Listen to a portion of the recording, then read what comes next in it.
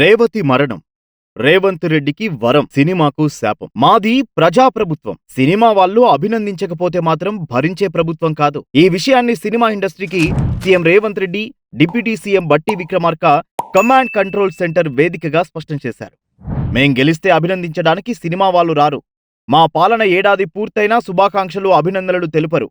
కానీ మీరు అడిగితే బెనిఫిట్ షోలకు అనుమతి ఇవ్వాలి. మీ సినిమాలు రికార్డు స్థాయిలో వసూలు చేస్తుంటే చప్పట్లు కొట్టాలి అంటే ఒప్పుకునేది లేదని సీఎం రేవంత్ రెడ్డి ప్రభుత్వం చెప్పింది.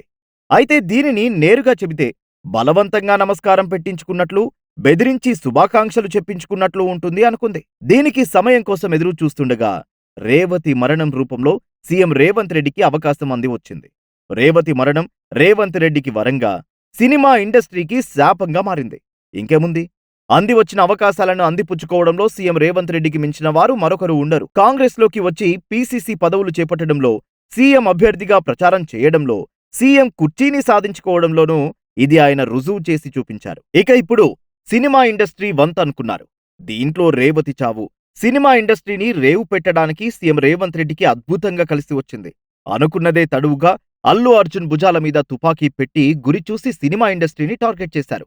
గురి తప్పలేదు. దెబ్బకు ఎఫ్డీసీ చైర్మన్ రూపంలో దిల్ రాజు దిగాడు. సినిమా పెద్దలతో చర్చలు చేశాడు.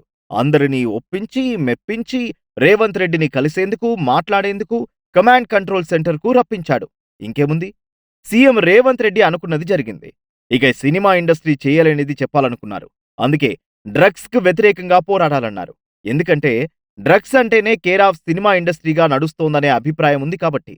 ఇంతటితో ఆగకుండా కులగణన సర్వేకు సహకరించాలన్నారు. సినిమా టికెట్లపై విధించే సెస్సును ఇంటిగ్రేటెడ్ స్కూల్స్ నిర్మాణానికి విధించాలన్న విధంగా నిబంధనలు పెట్టారు తప్ప బెనిఫిట్ షోలకు మినహాయింపు లేదన్నారు. ఈ విధంగా తగ్గేదేలే అన్న పుష్పరాజ్ను అడ్డుపెట్టుకుని తగ్గి తన దగ్గరకు వచ్చేందుకు, తన ముందు నిల్చునేందుకు సీఎం రేవంత్ రెడ్డి తీసిన సినిమా మొత్తానికి సూపర్ హిట్ అయింది.